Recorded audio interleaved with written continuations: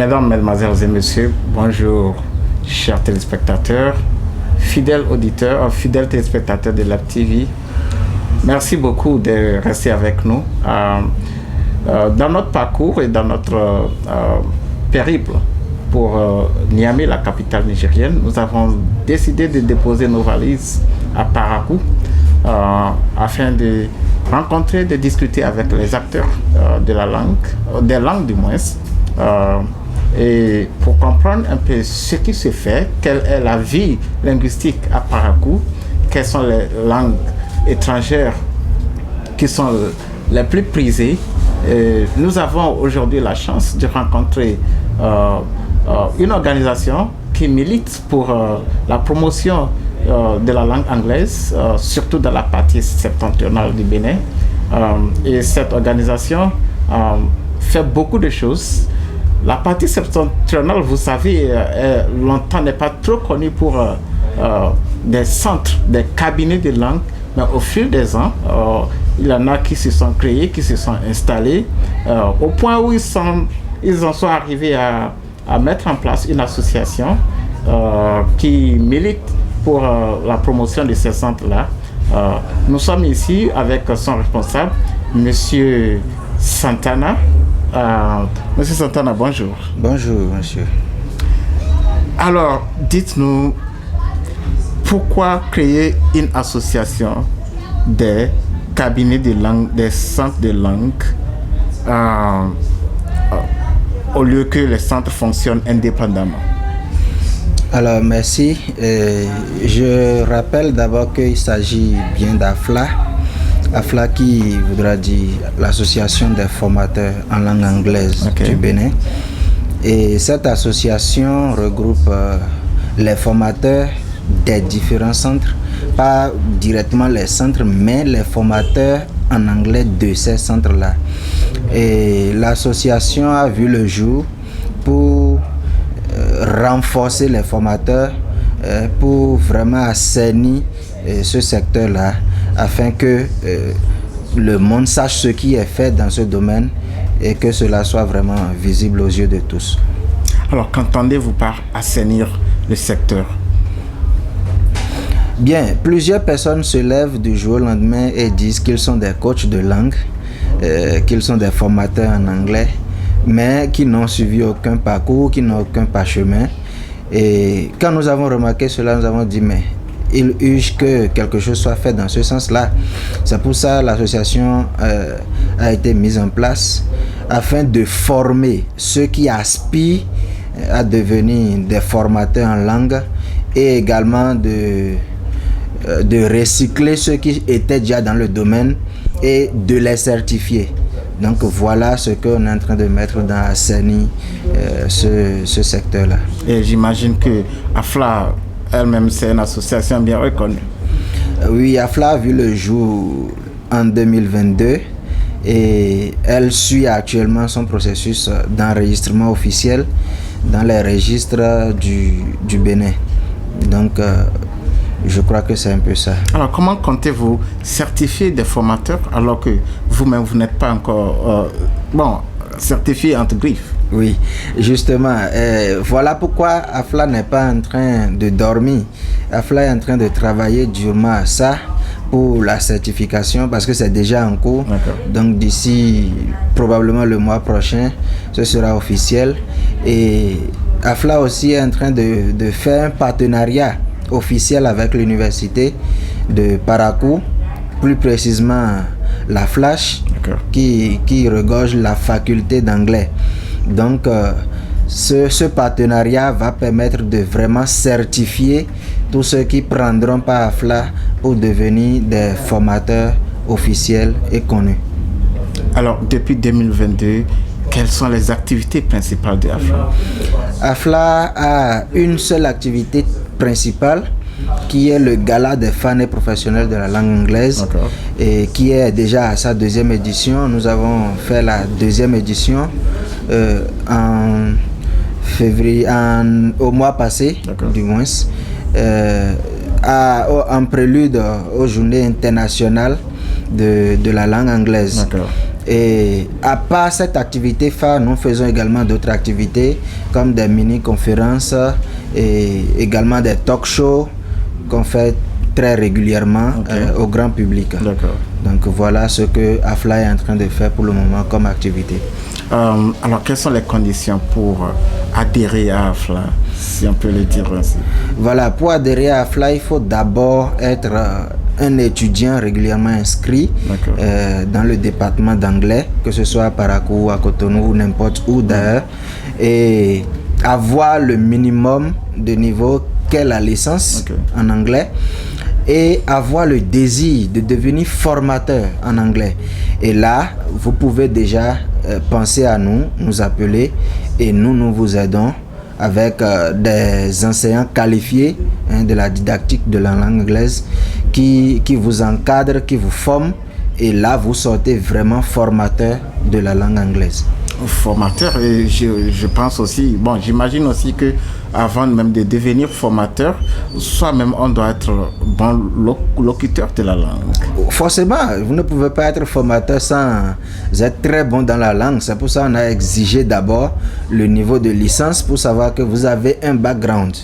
Et après cela, la formation que vous recevez, non seulement elle est pédagogique, andragogique, elle permet d'abord de cerner votre niveau de speaking, et en plus de renforcer ce niveau-là et de vous permettre vraiment d'être un bon parleur devant ceux qui en ont besoin. Et qui se charge de cette formation? La formation est donnée par plusieurs enseignants. Et déjà, le coordonnateur de l'espace américain, qui est appelé Dr Azoua Mathias. Il y a aussi d'autres formateurs depuis Cotonou qui viennent également s'ajouter à celui-là pour que la formation soit vraiment de qualité. Est-elle payante, cette formation?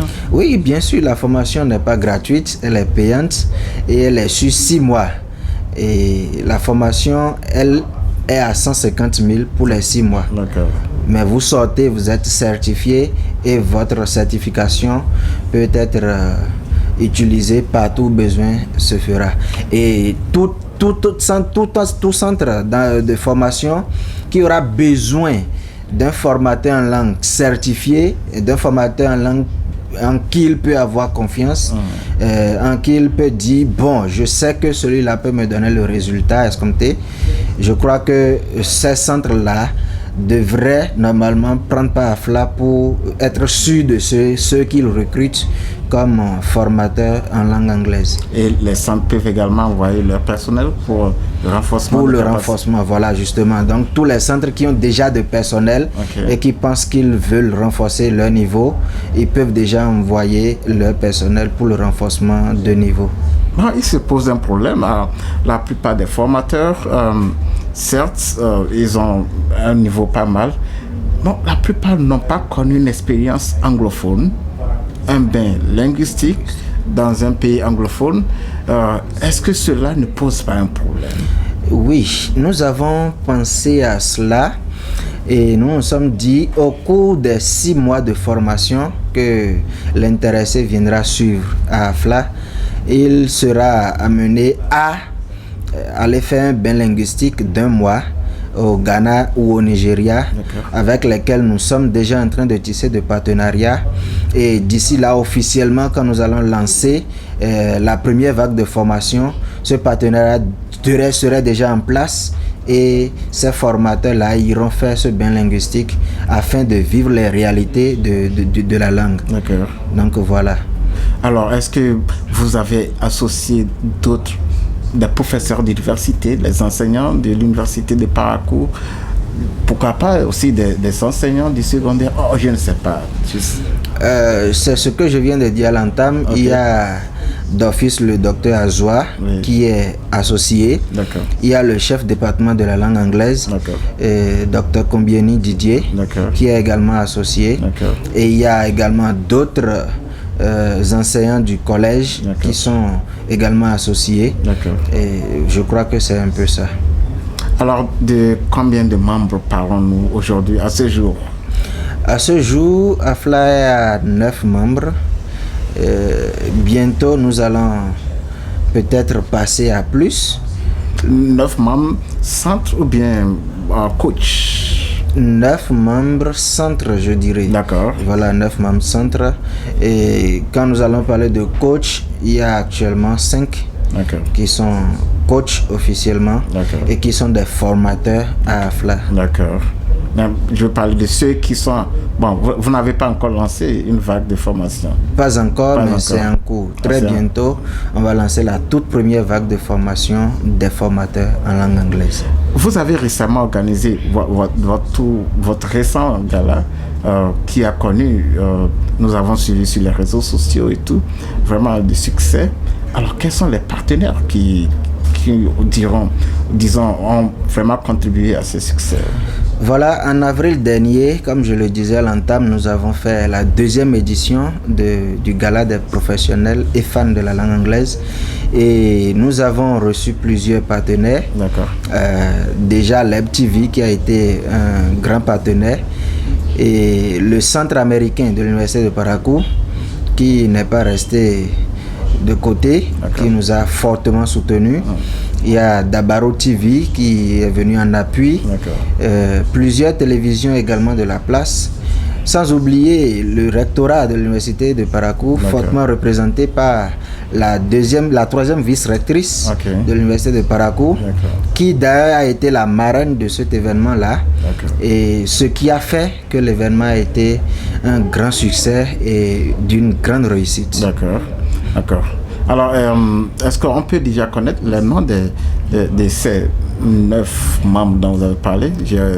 J'ai omis de le demander. Les cabinets, les centres membres de... Voilà, je crois que nous allons peut-être faire une conférence presse par rapport à ça plus tard, mais pour le moment, nous allons garder cela en secret. Bon, c'est aussi donner la publicité à vos membres, n'est-ce pas? Oui, justement, mais ça viendra.